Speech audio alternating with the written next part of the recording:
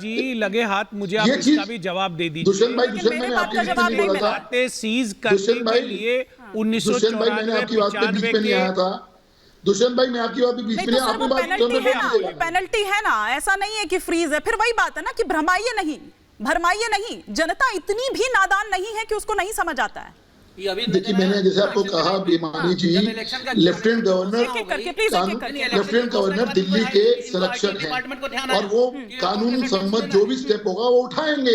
लेकिन वही मेरा कहना है, जो लोग कहते हैं कि हम जेल से राज करेंगे, उनको अपने अंदर से झांकना चाहिए। अच्छा, एक सवाल तो ले लीजिए खुराना जी, एक सवाल ले लीजिए, फिर विनीत जी भी कुछ रिएक्ट करना चाह रहे हैं, राजेश जी से कुछ सवाल पूछना चाह रहे हैं। हाँ जी, भाई से बेहतर दिल्ली की जनता को कोई नहीं जानेगा। इन लोगों ने नेतृत्व किया, दिल्ली के एक सम्मानित परिवार में से ही आते हैं। मैं इनसे पूछना चाहता हूं कि आप अपने दिल पे हाथ रख करके बताएं, अरविंद केजरीवाल का पाप क्या है? दिल्ली की 2 करोड़ लोगों को शिक्षा फ्री करना, अच्छी शिक्षा व्यवस्था करके देना, अच्छे स्वास्थ्य की व्यवस्था करके देना। सरकार सुन लीजिए, नहीं आप सुन लीजिए, मेरे सवाल आने दीजिए, नहीं मेरा सवाल आने दीजिए। सवाल नहीं जोड़ रहा हूं मैं, बिल्कुल नहीं जोड़ूंगा। मैं कह रहा हूं अरविंद केजरीवाल को कौन सा पाप है जो गरीबों की बात करता है? वो व्यक्ति क्या सपना देखता है कि गरीब का बेटा भी उसी स्कूल में पढ़े जिसमें पैसे वाले का बेटा पढ़ता हो? ये पाप है क्या? लेकिन उसके बावजूद भी मैं एक बात कहना चाहता हूं, आज मुझे नहीं पता अरविंद केजरीवाल का बैकग्राउंड क्या है, मुझे यह नहीं पता कि वो किस परिवार से आते हैं, लेकिन मुझे आज इतना पक्का गारंटी है कि उस आदमी को बनाने के लिए ईश्वर ने कोई स्पेशल एक अलग मिट्टी का प्रयोग किया होगा। अच्छा। मैं कहता हूं वो कलेजा जो बंदा जेल में बैठ करके भी अपने मुख्यमंत्री के दायित्व को और अपनी जनता के बारे में सोचता हो, मैं समझता हूं उसके ऊपर भी आरोप लगा देना। और दिल्ली की जनता के साथ हरीश भाई ईमानदारी से कहता हूं, दिल्ली की जनता बीजेपी को टकराव जो है ना, अब देखिए सर, 25 साल और बाहर आपको जाना पड़ेगा, लेकिन आप ये पाप में शामिल मत होइएगा। हरीश भाई आपको हाथ जोड़ के बोलता हूं, बीजेपी पाप से आप बाहर हो जाइए। इस तरीके से ना देखिए, चिल्लम में ना इस पाप में आप शामिल मत होइए, की बात है वो कहीं गायब हो जाती है। सिर्फ चीखम चिल्ली तू मैं बस यही होती रहती है। एक दूसरे को अगर हम थोड़ा शांति के साथ जवाब लीजिए, समझ आएगी ना बात, जवाब लीजिए, समझ आएगी बात। अजीत पवार पे जवाब ले लीजिए। 20 सेकंड बोल दूं। शरद रेड्डी पे जवाब देना, ये 60 करोड़ रुपया क्यों लिए? जवाब देना, ये तो जवाब देते ही नहीं है, नकार देते हैं सीधा। शरद रेड्डी से पैसा क्यों लिया? अजीत पवार को दोषी के बावजूद भी उसे उप मुख्यमंत्री कैसे बनाया? उसके बाद में असम के मुख्यमंत्री को 2015 में मुख्यमंत्री के पद पे क्यों बैठाया? उसके बाद में इसको बंगाल के अंदर नारायण राणे का क्या हुआ? कौन सी सरकार चलती है? अरे तो आपसे सवाल नहीं बनता है क्या? जेल से कौन सी सरकारें चलती है बताइए ना, कितना व्यवहारिक है ये?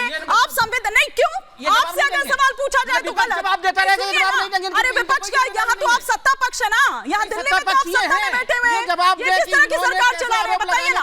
संवैधानिक संकट खड़ा, देखिए सर, पहले भी टकराव इसी तरह से होते रहे। देखिए, आप लोग इधर से कुछ करते हैं, फिर उधर एलजी और आप लोगों का जगजाहिर है वो प्रेम जगजाहिर है। अब एक सवाल आप बताइए एक सवाल, एलजी मैंने क्या? बहुत गंभीर प्रश्न, हम नहीं लड़ते हैं एलजी से। एलजी के बहाने विधानसभा का सत्र भी आप अगर कल बुलाते हैं, कैसे बुला लेते हैं? क्या एलजी से इसका एक्सेप्टेंस उनकी ली गई थी, परमिशन ली गई थी? इसका मैं जवाब लूंगी राजेश जी से, लेकिन एक विनीत जी का सवाल ले लूं। विधायक महोदय, राजेश जी को एक बार स्क्रीन पर ले लीजिए, उनसे सवाल आपको चाहिए था कि वो कहां से डिटेल, तो मैं खाली बता देता हूं आपको कि फाइनेंशियल ईयर 2015-16 का आप जरा देखिए, आपने 1 करोड़ रुपए का परिधान किया था सीक्रेट सर्विसेज के लिए, उसमें 40,82,000 रुपया आपने उसके अंदर से खर्चा करने की कोशिश की, जिसके ऊपर एलजी साहब का एक कमेंट है, external parallel covert agency, external parallel covert agency which overreaches power of snooping and trespass without as legislative, judicial and other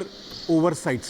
ये उनका रिमार्क है सर, ये कोई यहाँ वहाँ से आए नहीं। तो जवाब दें कि सर 1 करोड़ रुपया सैंक्शन करना, 40 लाख रुपया खर्चा करना, जो कि एक स्नूपिंग का है, उसका है, और ये केवल इसलिए क्योंकि आपको आपके प्रतिद्वंदियों को कम करना है, उनके बारे में चर्चा नहीं करनी है। और दूसरी बात, मैंने आपको सवाल पूछा था कि दूसरे का गुना आपके गुना को कैसे कम करता सर? क्या आपने गुना किया कि नहीं किया, ये इतना खाली बताइए। इससे आपसे हाथ जोड़ के सर जवाब ले लेते हैं, क्योंकि बहुत सारे सवाल हो जाते हैं, फिर जवाब नहीं मिल पाते। राजेश जी, फिर मैं दुष्यंत। 2 बातों के बारे में राजेश जी हाथ जोड़ के विनती बताएं, आप तो विधायक हैं और समझदार। देखिए, अभी गोयनका जी, अगर कोई काम स्नूपिंग होती ना तो छुपके होती। अभी आपने बताया कि फीडबैक यूनिट के लिए बनाया, जो बता रहे हैं वो चीज नहीं है जो आप बताने की कोशिश कर रहे हो। वो फीडबैक वो है कि जनता में काम क्या हो रहे हैं, उसके लिए बनाया गया है, समझे? वो इसलिए नहीं है कि उस टाइम 2015-16 में हमारे ईडी से क्या लेना देना था, कौन ईडी को जानता था 2018-19 से पहले?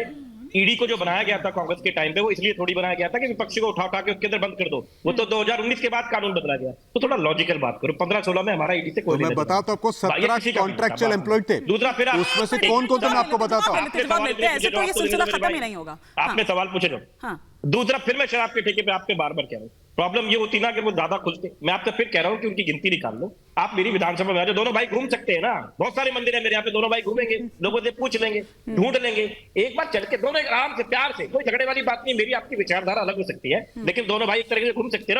और हमारी हिमानी जी भी साथ में आएंगी। हिमानी जी को इतना चिल्लाना पड़ रहा है, चिल्लाना भी नहीं पड़ेगा। दूध का दूध, पानी का पानी, और उसी को डिबेट को दिखा देना। यहाँ पर डिबेट क्या होगी, वो तो एक अच्छा माहौल होगा, आप टीवी पे दिखा देना, बात करें।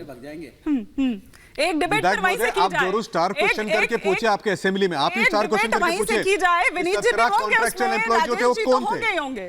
क्या वो 17 कॉन्ट्रैक्चुअल एम्प्लॉय कहां का फीडबैक लेने के लिए थे या स्नूपिंग करने के लिए थे? सर अब आईपीएस रखते हैं उसके अंदर किसी कैडर का, तो वो क्या आपका काम का जायजा करने के लिए? फिर आपको एलजी के अंदर आपको जो है आपके ऊपर जो ऑब्जर्व करते हैं उसके अंदर बंद करते हैं। स्नूपिंग करेंगे आपका गुना कम नहीं होते राजेश भाई, गुना कम नहीं होते। आप खुद सोचो, मैं आपसे क्या कह रहा हूँ, कोई अगर स्नूपिंग करेंगे, कोई ईडी सीबीआई के बारे में पता कर रहे होंगे जैसा आप कहना चाह रहे हैं, तो एलजी के पास थोड़ी फाइल राजेश जी, आप लोग माइंड गेम खेल रहे हैं। नहीं सुनिए ना, एक के बाद एक आदेश भी जारी किए जाते हैं। सुनीता केजरीवाल जी को भी आगे कर लेते हैं आप लोग, मतलब सारे ही कहां से वो ऑर्डर देंगे? अच्छा, उनके पास कहां से एक्सेस है? फोन नहीं, हरीश खुराना जी जानते हैं। अच्छा, दूसरी बात तो आपको तो ये होना चाहिए। देखिए सजग सीएम है, इतने सजग है वो सीएम कि अंदर लॉकअप से भी। एक विधायक महोदय एक निवेदन है, मेरे अंधेरे जीवन में एक प्रकाश डाले कि 10 साल तक उनको ये चिंता नहीं थी कि पानी नहीं दिया गया, अचानक 10 घंटे में ही आया। अगर 10 साल तक काम किया होता। हमको भी अलाउ करिए ना। हाँ नहीं बिल्कुल, आप बोलिए ना। नहीं ऐसे नहीं होगा ना, आप बोलिए ना, बोलिए। गर्मी होने से पहले होती है, ऐसे होगा नहीं। गर्मी मेरा होने से एक बात पहले है, हरीश भाई से मेरा सवाल है, हर गर्मी में होता है। विधायक जी, ठीक है संजय जी, विधायक जी को बोलने दीजिए। मैं ये कह रहा हूँ, कल अरविंद केजरीवाल जी के, मैं कह रहा हूँ समर एक्शन प्लान होता है ये, वो हर साल बनता है। नहीं आपके ठीक है सर, बाकी मैं अपने हरीश जी आ रही हूँ, मैं अपने आपसे कह रहे हैं खुराना जी, और मैं उम्मीद करता हूँ कि साफ ईमानदारी से वो जवाब दे देंगे। लेकिन कल केजरीवाल, एकदम छोटा सवाल है, अरविंद केजरीवाल जी के वकील ने कल कोर्ट में ऐसा क्या रख दिया कि ईडी के वकील को 3 हफ्ते का वक्त चाहिए था? ऐसा क्या सवाल था? जिस केस की विवेचना ईडी 2 साल से कर रही है। तुरंत ले लेती हूँ क्योंकि बिल्कुल ले लीजिए। खुराना जी क्विक रिएक्शन। अरे भाई, आप इतने इंपॉर्टेंट विषय को आप इस तरह हंसी में और इस तरह से छोटे सवालों में टाल रहे हैं। अरे इतने महत्वपूर्ण विषय, दिल्ली का सीएम जेल में है और आप ईडी को जवाब भी ना देंगे। दिल्ली का सीएम जेल में नहीं है, हरीश भाई गलत बोल रहे हैं। उस आदमी को कैद किया गया है केंद्र सरकार के द्वारा। मैं गारंटी से कह सकता हूँ, पूरी जिम्मेदारी से कह सकता हूँ, क्या तरीका हुआ एक मुख्यमंत्री को कैद कराया आपने, जेल नहीं कह सकते, जेल नहीं कह सकते उसे। खुराना जी, वैसे सवाल का जवाब तो आपने मेरे देखिए, आप कंपेयर तो करो मत, सवाल का जवाब दे दीजिए। देखिए कंपेयर तो करो मत। आज हम बार बार ये पूछ रहे हैं, कहां गई वो आपकी नैतिकता? आप तो कहते थे ना कि इस्तीफा पहले हो, जांच बाद में हो। आज जब खुद पे आई तो आप जेल से राज चल क्यों करेंगे? बनाओ सुनते केजरीवाल को सीएम, राजेश स्वीकार कर ले, ये बड़ी नैतिकता हो जाए। ठीक है, मैं माफी के साथ अब रोक रही हूँ, लेकिन खुराना जी मेरी बात का भी जवाब नहीं मिला। वो 239AA पे जो मैं यहाँ पर कह रही थी कि 356 नहीं तो कम से कम 239AA तो हो सकती है। किस चीज का इंतजार हो रहा है? बहुत शुक्रिया आप सभी का हमारे साथ इस सफर में जुड़ने के लिए।